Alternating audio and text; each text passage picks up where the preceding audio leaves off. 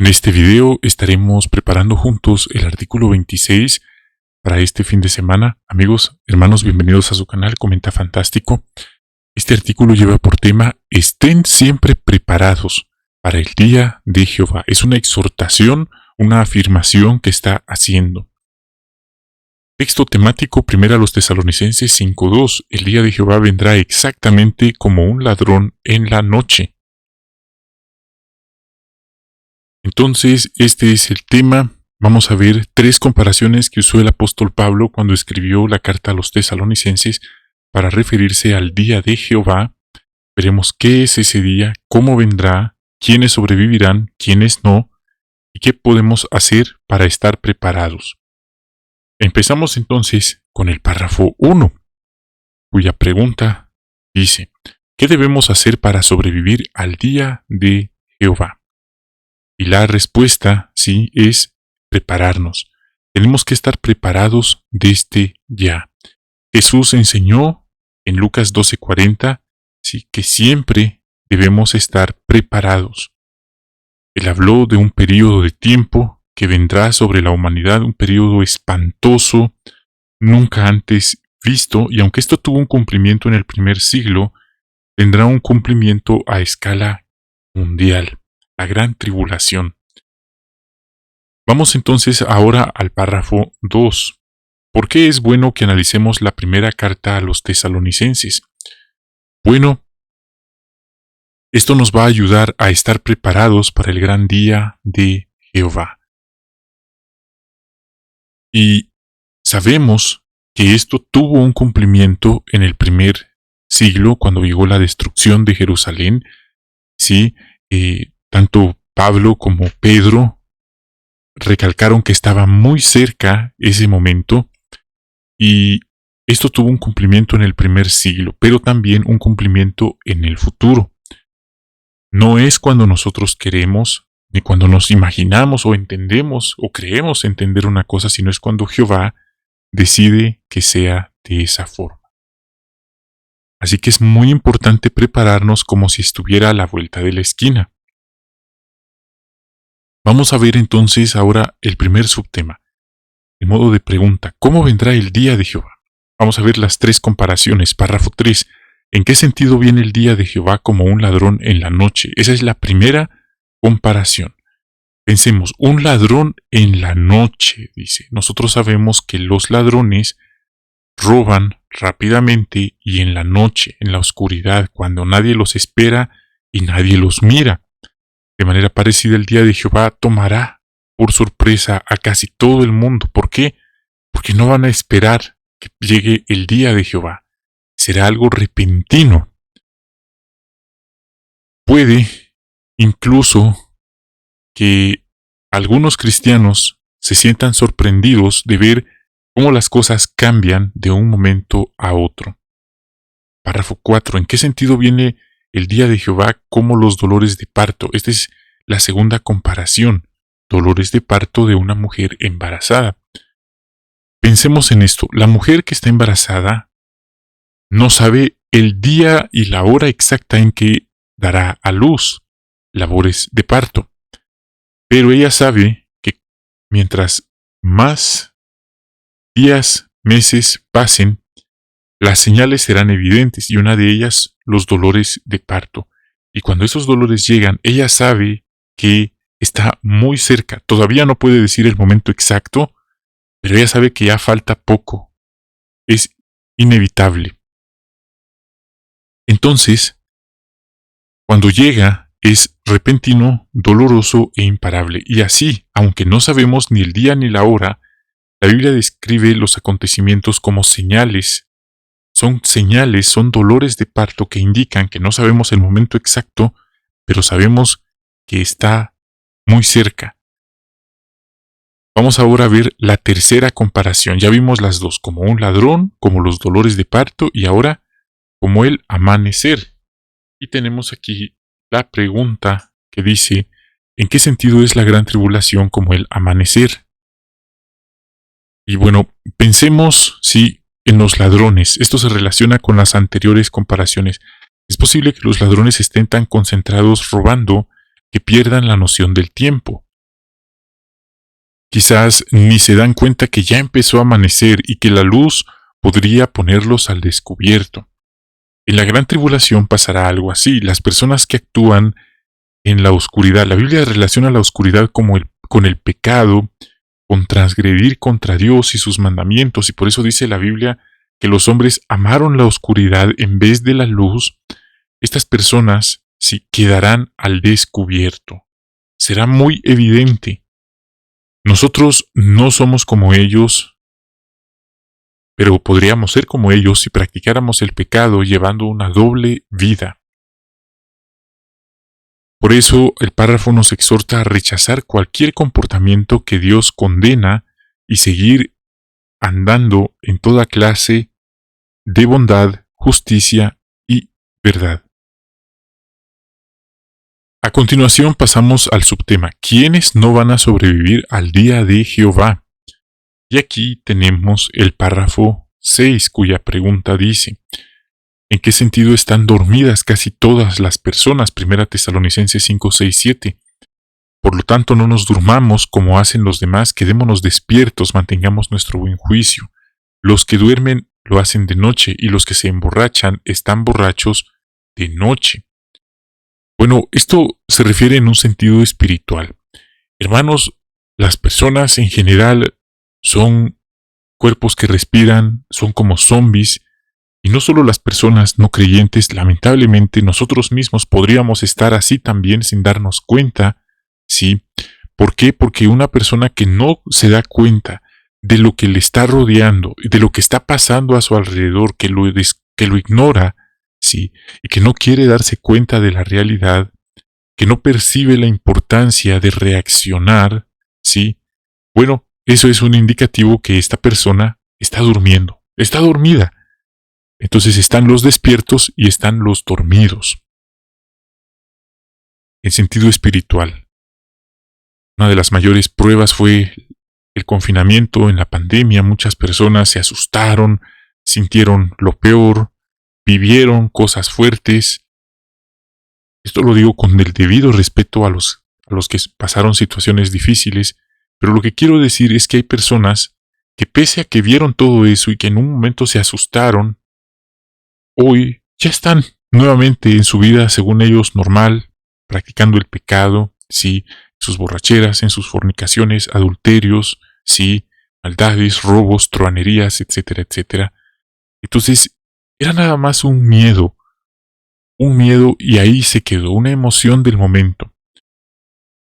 Entonces, algunos se acercaron, intentaron estudiar la Biblia, pero al ver que las cosas no pasaron a más, volvieron al mundo.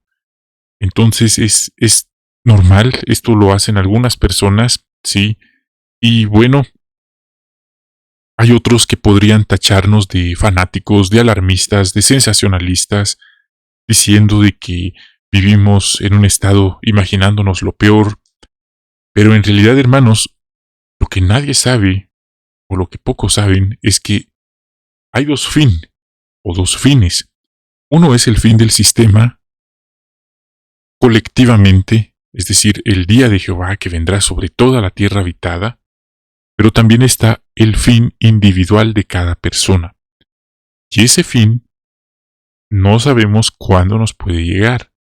Un suceso imprevisto, un accidente, algo tan sencillo como una caída, un ataque al corazón, cualquier cosa puede llegarnos el fin individualmente. En ese sentido, sí, pues también dice la Biblia, está en la carta a los Hebreos, que está establecido por Dios que los hombres mueran una sola vez y después de esto viene un juicio. Pablo también dice que todos estaremos de pie delante del tribunal supremo de Dios, y la pregunta es, ¿qué cuentas le dará cada persona a Dios cuando esté frente a ese gran tribunal, en ese momento de juicio? Bueno, en ese sentido no podemos cerrar los ojos y decir, no, eso no va a pasar, falta mucho. No, porque nadie sabe cuándo va a dejar este sistema, este mundo, cuándo le va a llegar la muerte. Entonces, sea que venga el Armagedón o el fin individual de nuestra vida, debemos estar preparados, sí, estar a cuentas con Jehová.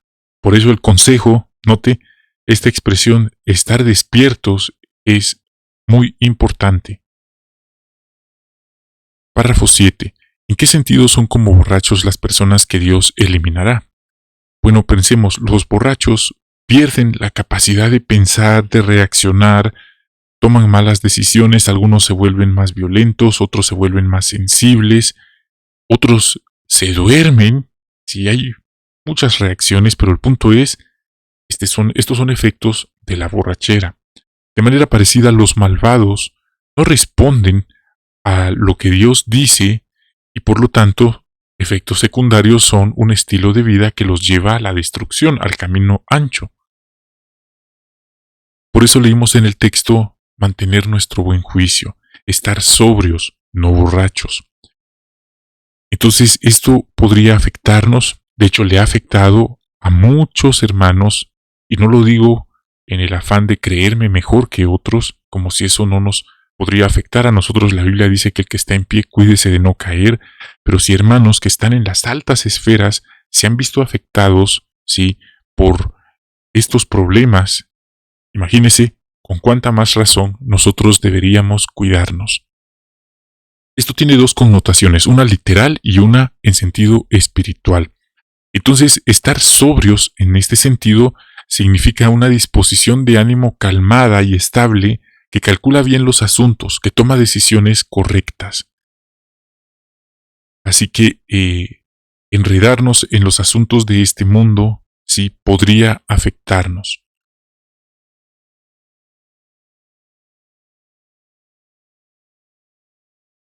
Vamos ahora a la número 3. ¿Cómo podemos prepararnos para el día de Jehová?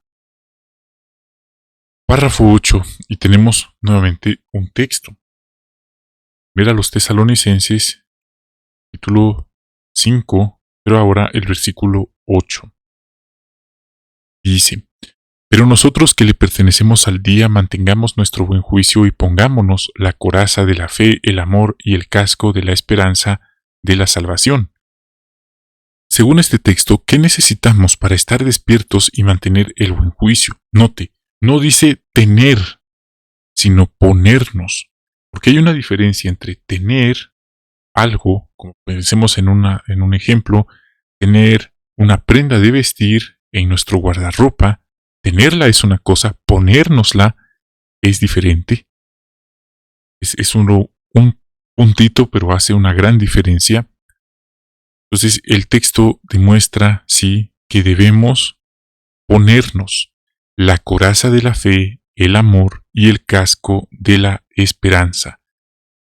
¿Y por qué habla aquí de coraza? Bueno, él estaba haciendo analogía, sí, una comparación con los soldados que tenían, sí, estar listos para la batalla.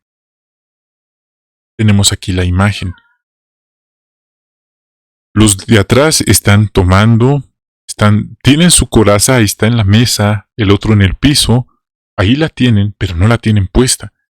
En cambio, el soldado que está en la entrada tiene su coraza, su espada, su casco puestos y está alerta, está listo. Ahí se ve perfectamente la diferencia entre tener y poner. Vamos ahora a ver que esto podría ilustrarse como tener conocimiento. Mire, no se trata de cuánto conocimiento tenemos, se trata de qué hacemos con ese conocimiento.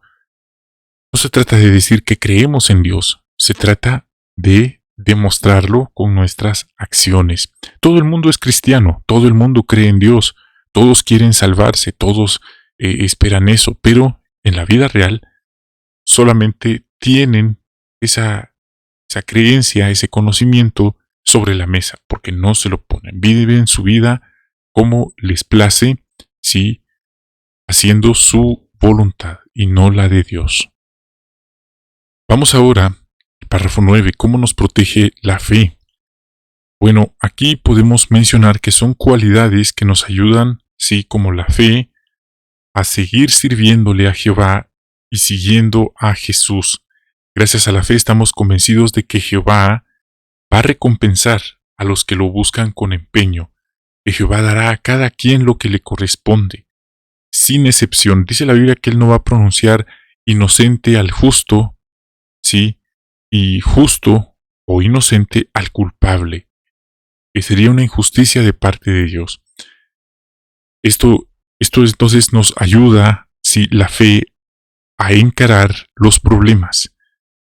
También ver cómo hermanos han logrado ser íntegros, sí, han logrado ser fieles, mantenerse fieles pese a las persecuciones y problemas, como el hermano Christensen.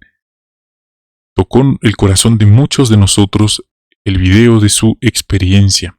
Párrafo 10. ¿Cómo nos ayuda el amor de Dios y al prójimo? Bueno, ahí también habla de amor, vestirnos de amor a Dios y al prójimo. Y esto nos va a motivar a seguir predicando. Incluso si hay ciertas dificultades, no queremos que nadie sea destruido, pero también, sí, podemos predicar en todas las formas posibles, por carta, por teléfono, por mensaje, etcétera, etcétera. No damos a nadie por perdido, pero si alguien nos pide que ya no lo visitemos, que por favor ya no lo insistamos, debemos respetar su voluntad, su decisión y no insistir, porque entonces ya no sería predicación, ya sería acoso. Y de eso no se trata. Párrafo 11. ¿Cómo nos ayuda el amor a nuestros hermanos? Tenemos 1 Tesalonicenses 5:11. Sigan animándose unos a otros y edificándose unos a otros como ya lo están haciendo. Bueno, esto es muy importante porque aquí se menciona, sí, los buenos soldados, luchan juntos y se apoyan. Pero a veces puede ocurrir que alguien hiera a su compañero sin querer. Esto se conoce en la guerra como el fuego amigo. Aquí dice jamás lo harían a propósito, pero sí, no podemos decir jamás porque, recuerde, a veces hay infiltrados, a veces hay soldados del enemigo, a veces hay traidores que por envidia, por maldad, traicionan a su mismo equipo, ¿sí? Entonces uno va a ver de todo en esto de la guerra. Entonces, podríamos decir que en teoría esto no debería de pasar en la congregación, pero lamentablemente pasa, y a veces pasa bastante, pasa mucho. Y que alguien lo haga a propósito, también en teoría eso no debería de pasar jamás, pero la realidad es que pasa. ¿Por qué? Porque hay trigo, hay cizaña, sí hay hermanos, lamentablemente, pero la Biblia lo dice, que son como piedras escondidas abajo, con las cuales algunos tropiezan. Jesús advirtió de aquellos que hacen tropezar a sus ovejitas, y me llama mucho la atención este punto porque Jesús no dijo, bueno, pero ustedes ténganles paciencia, recuerden que son imperfectos. Jesús no tuerce las escrituras, Él no llama a lo malo bueno y a lo bueno malo. Jesús dijo, mejor sería que les ataran una piedra de moler en el cuello y los arrojen al fondo del mar, a esos que a propósito hacen tropezar, hacen daño a sus ovejitas. Hermanos, entender esto es importante. Hay quienes piensan equivocadamente que entran a la congregación y que todo va a ser un camino de rosas, todos los van a querer y los van a tratar bien y todo va a ser amor y todo va a ser perfecto, cuando la realidad es que no. Pero si vemos la Biblia, encontramos que los fieles de tiempos bíblicos encontraron luchas adentro de la congregación, también afuera, con los no creyentes, pero también adentro, entre comillas, con los mismos, entre comillas, hermanos. Así que igual nos puede pasar a nosotros. Pero, un puntito, si a usted le ha pasado esto, no se convierta usted en eso que lo ha lastimado, no se convierta en eso que hemos odiado, que hemos rechazado, que si alguien nos hizo eso malo en el pasado, no nos convirtamos nosotros en lo mismo. No repitamos esos patrones de conducta, rompamos esos moldes. Informemos a quien tengamos que informar, y primeramente a Jehová, porque de él nadie se va a escapar. Y hay de aquellos que, con conocimiento de lo que pasó, lo que hacen es encubrirlos, porque recuerde, hechor y consentidor pagan por iguales, complicidad. Jehová no es cómplice, Jehová no apoya a quienes hacen maldades ¿sí? Y deja impunes a las personas que actúan mal. Él no actúa de esa forma. No deberíamos nosotros de actuar igual. Bueno, esto sale por este ejemplo. Necesitamos amor, en primer lugar por Jehová. Dice la Biblia que el amor del Cristo nos obliga a continuar fieles a pesar de este tipo de daños, de ataques que vamos a sufrir adentro de la congregación. Y esto está en la Biblia, está en las publicaciones, no me lo estoy inventando. Y bueno, hay muchos hermanos que confirman que han tenido lamentablemente estas malas vivencias. Una forma también importante es el respeto a los hermanos. Aquí se destaca el respeto a los que nos dirigen, es decir, a los ancianos. Esto es importante. Entonces, pero esto es en dos vías. ¿Cómo así? Los ancianos deben respetar a las ovejitas y las ovejitas deben respetar a los ancianos. Eso es recíproco, es en dos vías. Un privilegio de servicio no le da licencia, no le da derecho a alguien a tener inmunidad espiritual para lastimar a otros y viceversa. En términos generales, el respeto, sea anciano o no sea anciano, debe mantenerse en la congregación. Y bueno, la Biblia también nos exhorta a respetar a los que trabajan duro entre nosotros, es decir, a los nombrados. Sí, respeto a los que trabajan duro. Entonces es importante respetar a nuestros hermanos, muy importante, y que ellos también respeten a las ovejitas. Si no hubieran ovejitas, no habría necesidad de ancianos, ni de viajantes, ni de nada, porque no habría nadie a quien pastorear. Entonces es importante, los nombrados se deben a las ovejitas. Pablo se miraba a él mismo como un simple mayordomo que le servía a los hermanos. Entonces es importante entender ese punto. Las ovejas no se deben a los nombrados, es lo contrario. Ellos son simples mayordomos, no son amos, jefes, patronos de la congregación. Es importante entenderlo y mencionarlo. Aquí menciona que, en el futuro, conforme las cosas vayan complicándose, no sabemos qué va a pasar con la central mundial, con la sucursal, probablemente se pierde el contacto, probablemente sean dispersados, desaparezcan, no lo sabemos. Últimamente en las adoraciones matutinas se ha mencionado eso. Tendremos el apoyo probablemente de nuestros ancianos. Entonces es importante amarlos, respetarlos y agradecerles su trabajo en la congregación. Vamos ahora al 12. ¿Cómo protege la esperanza nuestros pensamientos? Como un casco. Así como un casco protege la cabeza, la esperanza protege nuestros pensamientos. Vamos a ver que la esperanza nos enseña que este mundo es pasajero. Que aquí solo estamos de paso, que lo mejor es lo que está por venir. Entonces no nos enraizamos, por así decirlo, ¿sí?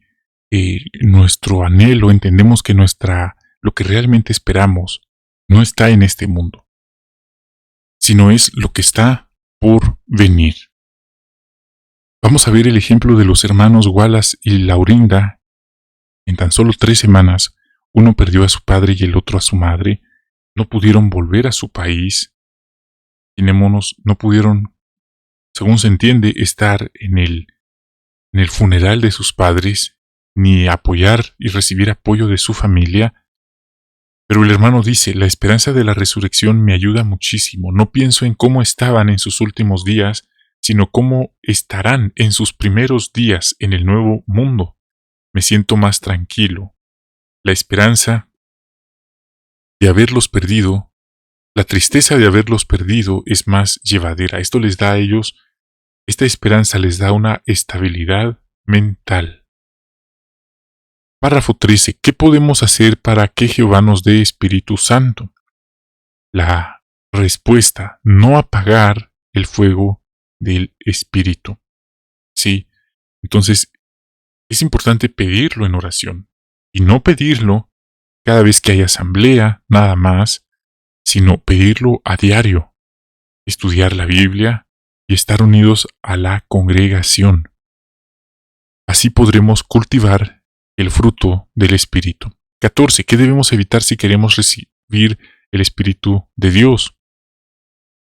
Tenemos que evitar los pensamientos impuros, ¿sí? Y esto es una lucha.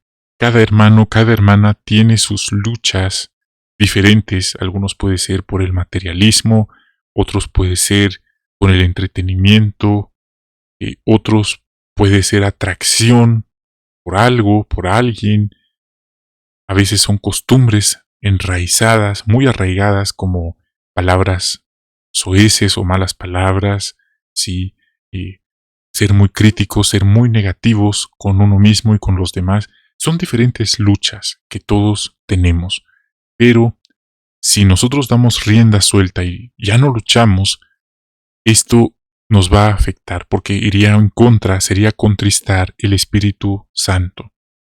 Otra forma, sí, también que queremos evitar es desprecio por las profecías que están en la Biblia. Sí. ¿Por qué? Porque en esas profecías está el día de Jehová y lo cerca que está. No pensamos que falta mucho o que no veremos el Armagedón, pero tampoco queremos cometer el error que cometieron hermanos hace 100 años, que ellos se fueron al otro extremo. Es que aquí son dos extremos. Uno es decir que no va a pasar y el otro es decir esto va a pasar mañana. Cuando caemos en el pecado, porque es una trampa de poner una fecha y de decirle a los demás, miren, esto es así y créanlo, estamos cometiendo un error. Entonces no estamos diciendo que no va a pasar. Tampoco podemos decir va a pasar el año entrante o va a pasar en 11 años. Ahí estaríamos cometiendo o yéndonos al otro extremo. Y eso también sería despreciar, ¿sí?, las profecías. ¿Por qué? Porque entonces ya no son las profecías de Jehová, son nuestras propias profecías. Y eso es algo que estaríamos yendo más allá de lo que está escrito. En otras palabras, estamos totalmente convencidos de que vendrá el Armagedón, vendrá el día de Jehová. Las señales indican que está cerca, pero no podemos poner fechas. Pero tampoco basamos nuestra fe en un evento. Mire, para que me entienda, esto es como el diluvio. Las personas no creían en el diluvio. Sí, no creían en el diluvio. Y cuando vieron el diluvio, ahí sí querían entrar al arca. Nosotros no podemos ser de ese grupo. ¿Por qué? Porque si nosotros servimos a Jehová por un evento, por una fecha, nuestra adoración sería hipócrita. Estaríamos sirviéndole a Dios por un interés egoísta. ¿Y qué pasaría si no llegara en el tiempo que nosotros quisiéramos o como nos lo imaginábamos? Entonces estaríamos decepcionados, y eso le ha pasado a algunos hermanos. Han dejado a Jehová, han dejado la congregación porque el fin no llegó cuando ellos creyeron o cuando les dijeron que iba a llegar, pero se fueron al otro extremo. Entonces, el punto, no basamos nuestra fe, nuestra adoración, nuestra dedicación en un evento, en una fecha. Eso es importante. Basamos nuestra fe porque reconocemos a Jehová como nuestro Dios, nuestro juez, nuestro creador, tememos su nombre, queremos adorarlo, queremos hacer lo correcto. Así que, si el fin viene el año que viene, o pronto, o lejos, si lo vamos a ver o no lo vamos a ver, eso es secundario. Lo importante es que queremos adorar, temer, obedecer a Jehová. Y por otro lado, imagínense, sería muy presuntuoso decir que es que sí vamos a ver el Armagedón. ¿Cuántos hermanos mueren todos los días? Entonces la muerte puede llegarnos en cualquier momento, pero no importa, porque si estamos a cuentas con Jehová, ya sea que llegue el fin individual de nuestra vida o el fin de este sistema, estaremos a cuentas con Él, y eso es lo importante, lo más importante, estar a cuentas con Él.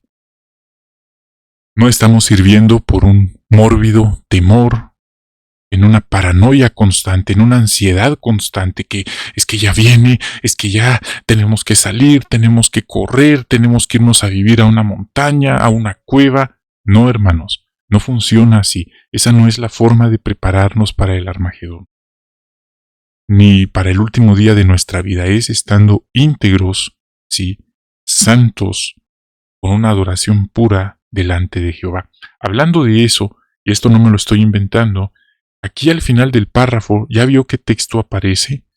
Aparece segunda carta de Pedro 3, 11 y 12.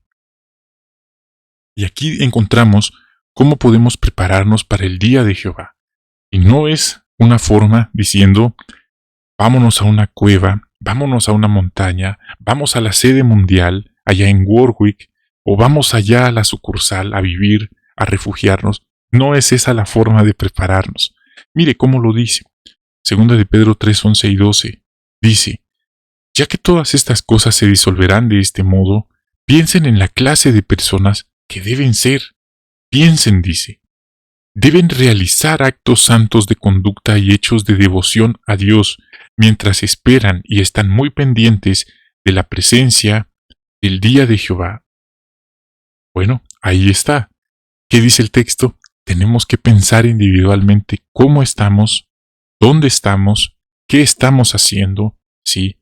¿Qué clase de personas somos? ¿Sí? ¿Qué acciones nos respaldan?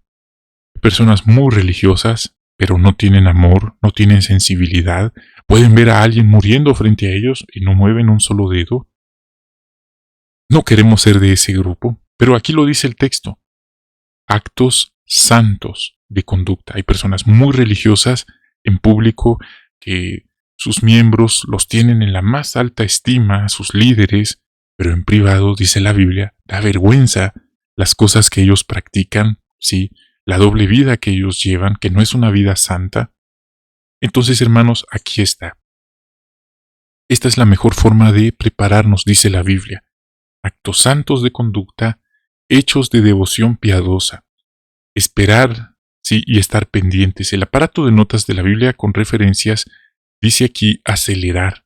Nada de lo que usted y yo hagamos va a acelerar el Armagedón. Jehová ya tiene un día, una hora para ese momento. Realmente no depende de usted y de mí. Es algo que depende totalmente de Jehová. Porque entonces ya no sería el día de Jehová, sino sería el día de nosotros. Eso sería muy presuntuoso, decirle a Dios cuándo Él tiene que traer sus días, sus sentencias. No somos nosotros los que le damos órdenes a Dios, es Él el que hace las cosas cuando Él quiere, no cuando nosotros querramos. Pero, nuevamente, repito, no servimos por miedo a una fecha, no, servimos porque amamos, reconocemos a Dios. Así que si el fin viene en nuestros próximos años de vida, está bien, y si no llega, de todas formas está bien, porque nosotros queremos ser de los que aguantan hasta el final. ¿Cuál es ese final? Nuestro último día, individualmente hablando, en este planeta. Bueno, entonces ahí está. Lo hemos comentado, lo hemos visto, y estos comentarios han sido más que solo leer lo que está escrito, sino queremos entender lo que significa la información. Vamos ahora a lo otro. Comprueben todas las cosas. Párrafo 15. ¿Qué debemos hacer para que nadie nos engañe? El texto en 1 Tesalonicenses 5:21 dice, comprueben todas las cosas.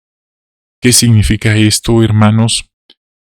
Mire, la Biblia dice que en estos últimos tiempos aparecerán, o ya aparecieron, más bien dicho, doctrinas, personas inspiradas por demonios, ¿sí? Aparecerán incluso falsos cristos. ¿Qué significa falsos cristos? Recuérdese, la palabra Cristo significa ungido.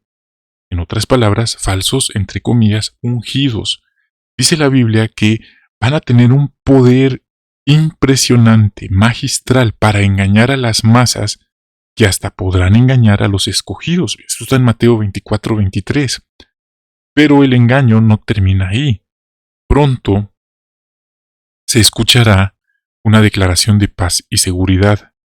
Pronto se escuchará la profecía de paz y seguridad, y también la profecía de Apocalipsis, capítulo 13, capítulo 16, ¿sí? Que consistirá básicamente en engañar a las masas, que tienen que marcarse en la mano derecha o en su frente, y los líderes de las naciones, los líderes políticos, los líderes religiosos, que son los que dominan las masas, ¿sí? A nivel mundial, le dirán a las personas: adelante, márquense, déjense marcar, hay que ser obedientes, hay que ser sumisos. Y por eso dice el párrafo: ¿y nosotros?